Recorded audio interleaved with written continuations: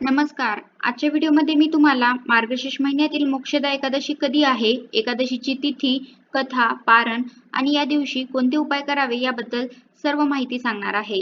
पण त्याआधी तुम्ही चॅनलवरती नवीन असाल तर चॅनलला लाईक करा आणि सबस्क्राईब देखील करा. कमेंटमध्ये श्री स्वामी समर्थ किंवा ओम नमो भगवते वासुदेवाय नमः लिहायला विसरू नका. दरवर्षी मोक्षदा एकादशी मार्गशीर्ष महिन्याच्या शुक्ल पक्षाच्या 10व्या तिथीला साजरी केली जाते. हा सण भगवान विष्णूला समर्पित आहे. या दिवशी भगवान विष्णू सोबत तुळशी मातेची पूजा केली जाते. भगवान विष्णूची पूजा केल्याने साधकाची प्रत्येक इच्छा पूर्ण होते. यंदा मार्गशीर्ष महिन्यातील शुक्ल पक्षातील एकादशी तिथी 11 डिसेंबर रोजी दुपारी 3:42 सुरू होईल. त्याच वेळी मोक्षदा एकादशी समाप्ती 12 डिसेंबर रोजी दुपारी 1:09 होईल. अशा प्रकारे 11 डिसेंबर रोजी मोक्षदा एकादशी साजरी केली जाईल. प्रत्येक महिन्यातील कृष्ण आणि शुक्ल पक्षातील एकादशी तिथी जगाचा पालनपोषण करणाऱ्या भगवान विष्णूला समर्पित आहे. या शुभ मुहूर्तावर लक्ष्मी आणि नारायणजींची भक्तिभावाने पूजा केली जाते. तसेच इष्टफळ मिळविण्यासाठी एकादशीचे व्रत पाळले जाते. या व्रताचे पालन केल्याने भक्तावर भगवान विष्णूची विशेष कृपा होते. त्यांच्या कृपेने साधकाला पृथ्वीवर स्वर्गासारखे सुख प्राप्त होते. संपत्ती आणि वंशवृद्धी होती. सगळी बिघडलेली कामे पूर्ण होतात. एकादशी तिथीला विशेष उपाय करण्याची ज्योतिषशास्त्रात तरतूद आहे. या उपायांचे पालन केल्याने पैशासह सर्व प्रकारच्या समस्या दूर होतात. तुम्हालाही आर्थिक संकटातून मुक्ती मिळविण्याची इच्छा असेल तर मोक्षदा एकादशीच्या दिवशी यापैकी एखादी वस्तू तुमच्या घरात किंवा तिजोरीत अवश्य ठेवावी. मोक्षदा एकादशीची पौराणिक कथा. एकदा वेखानास नावाच्या राजाने स्वप्नात पाहिले की त्याचे पूर्वज नरकात खूप यातना सहन करत आहेत.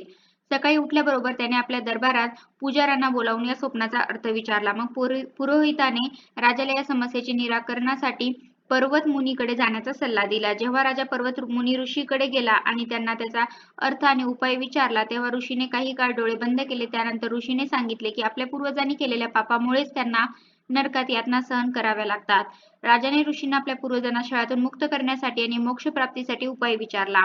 तेव्हा ऋषीने सांगितले की मोक्षदा एकादशीचे व्रत पूर्ण भक्तिभावाने पाळले तर त्यांच्या पूर्वजांना नक्कीच मोक्ष प्राप्त होईल.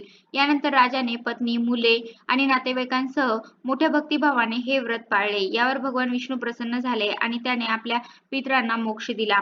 द्वापार युगात योगाचे स्वामी भगवान श्रीकृष्ण यांनी या दिवशी अर्जुनाला भगवद्गीतेची शिकवण दिली. अशा महान शास्त्राच्या आगमनामुळे हा दिवस गीता जयंती म्हणूनही साजरा केला जातो. गीतेचे ज्ञान आपल्याला दुःख, क्रोध, लोभ आणि अज्ञानाच्या गर्गेतून वर येण्याची प्रेरणा देतात. जे सत्य, करुणा, प्रेम आणि सत्कर्म आपल्या जीवनात स्वीकारतात त्यांना मोक्ष मिळू शकतो. या दिवशीचे व्रत भगवान नारायणाला समर्पित आहे. असे मानले जाते की मोक्षदा एकादशीचे व्रत पाळणे आणि शुद्ध अंतकरणाने भक्तीने विधी करणे, जसे की पवित्र नदीत पवित्र स्नान केल्याने सुख समृद्धी आणि पूर्वजांची मुक्ती मिळते आणि त्यांना मोक्षकडे नेले जाते. त्यामुळे ही एकादशी पुण्य आणि मोक्ष देणारी मानली जाते. यंदा 2024 मध्ये 11 डिसेंबर रोजी मोक्षदा एकादशीचे व्रत पाळले जाणार आहे. ज्योतिषांच्या मते मोक्षदा एकादशीला प्रथमच वरियन योग तयार होत आहे. यासोबतच रवी योगाचाही योगायोग आहे. याशिवाय भाद्रवाजाचा दुर्मिळ संयोग होत आहे. या योगामध्ये जगाचे पालन पोषण करणाऱ्या भगवान श्रीकृष्णाची पूजा केल्याने साधकाची प्रत्येक इच्छा पूर्ण होते.